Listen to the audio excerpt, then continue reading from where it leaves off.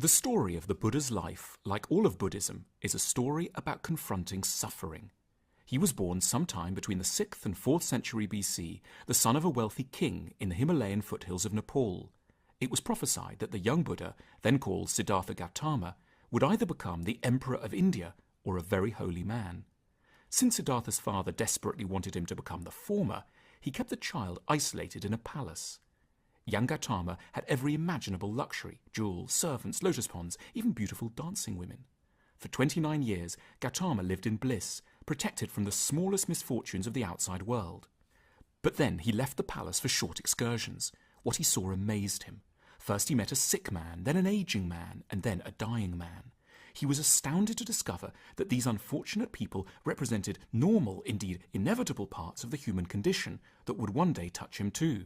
Horrified and fascinated, Gautama made a 4th trip outside the palace walls and encountered a holy man who'd learned to seek spiritual life in the midst of the vastness of human suffering. Inspired by the holy man, Gautama left the palace for good. He tried to learn from other holy men. He almost starved himself to death by avoiding all physical comforts and pleasures, as they did. Perhaps unsurprisingly, it didn't bring him solace from suffering. Then he thought of a moment when he was a small boy. Sitting by the river, he'd noticed that when the grass was cut, the insects and their eggs were trampled and destroyed. As a child, he'd felt a deep compassion for the tiny insects. Reflecting on his childhood compassion, Gautama felt a profound sense of peace. He ate, meditated, and finally reached the highest state of enlightenment, nirvana. It refers to the blowing out of the flames of desire. With this, Gautama had become the Buddha, the awakened one.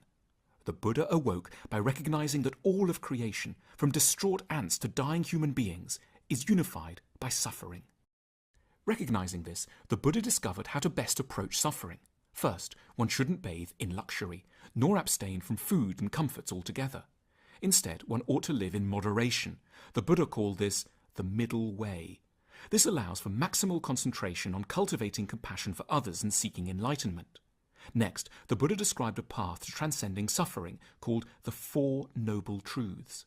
The first noble truth is the realization that first prompted the Buddha's journey, that there is suffering and constant dissatisfaction in the world.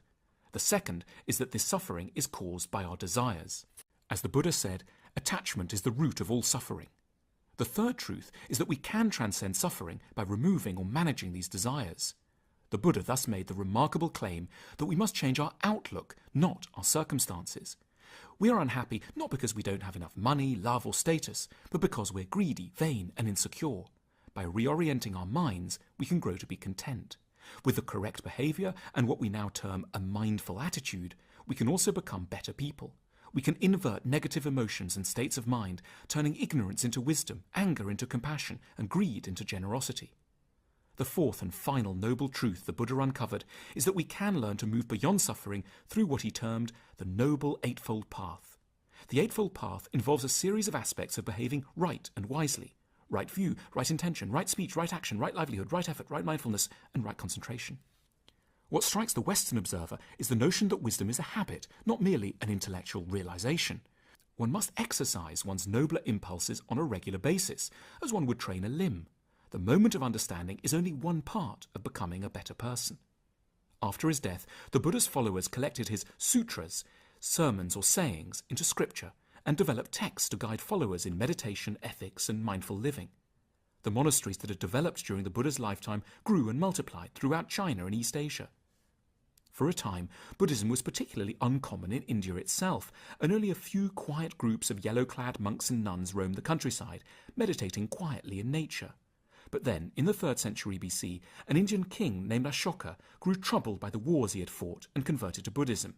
He sent monks and nuns far and wide to spread the practice. Buddhist spiritual traditions spread across Asia and eventually throughout the world.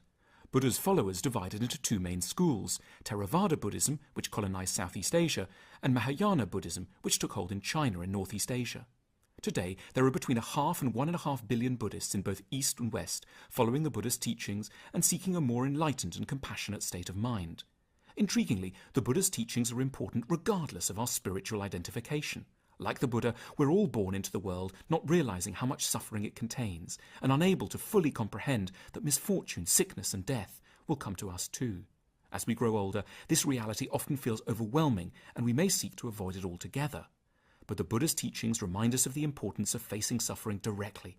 We must do our best to liberate ourselves from the grip of our own desires, and recognize that suffering can be viewed as part of our common connection with others, spurring us to compassion and gentleness.